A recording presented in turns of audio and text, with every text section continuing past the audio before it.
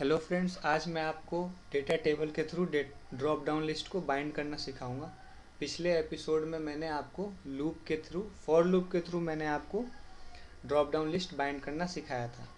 आइए देखते हैं।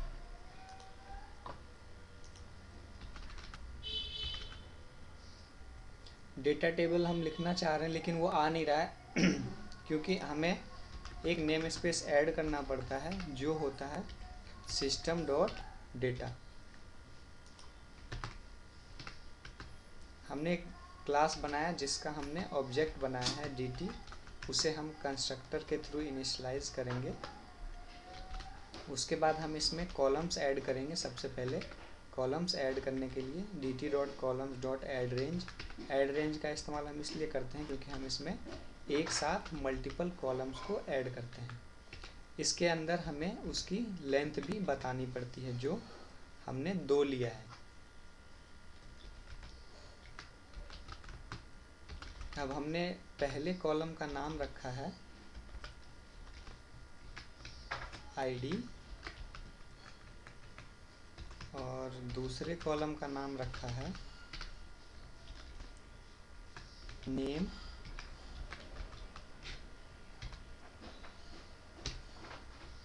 अब हम इसमें रोज ऐड करेंगे। रोज ऐड करने के लिए dt डॉट रोज डॉट ऐड, और हमें इसकी वैल्यू लेनी है और इसका टेक्स्ट लेना है। जो वैल्यू होती है वो ड्रॉप डाउन लिस्ट में हमें सोर्स पे दिखती है और जो हम टेक्स्ट लेते हैं वो यूज़र को विजिबल होता है। तो जैसा कि मैंने 0 लिया है तो ड्रॉप डाउन लिस्ट का जो वैल्यू फील्ड होगा वो तो 0 होगा और जो यूज़र को व्यू होगा वो होगा सेलेक्ट नेम। मैंने सबसे पहले अपना नाम लिया है कुमार शौर्य। उसके बाद मैंने दूसरा कॉलम लिया है जिसका हमने 2 सीक्वेंस दिया है और जो उसका टेक्स्ट दिया है वो दिया है कुमार गौरव। तीसरा मैंने लिया है ऐड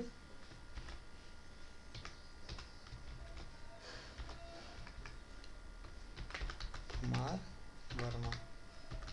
ये हमने 3 नाम लिए हैं। इसके बाद हम क्या करेंगे, ड्रॉप डाउन लिस्ट में सारी वैल्यूज़ को इंसर्ट कराएंगे। इंसर्ट कराने के लिए हमें लिखना पड़ता है drop down list dot data source में हमारा डेटा टेबल जाएगा। उसके बाद ड्रॉप डाउन लिस्ट में हम डेटा को बाइंड करा देंगे।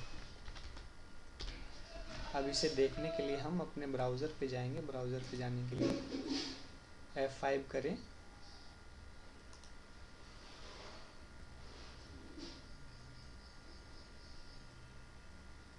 कुछ एरर आ रही है दोस्तों।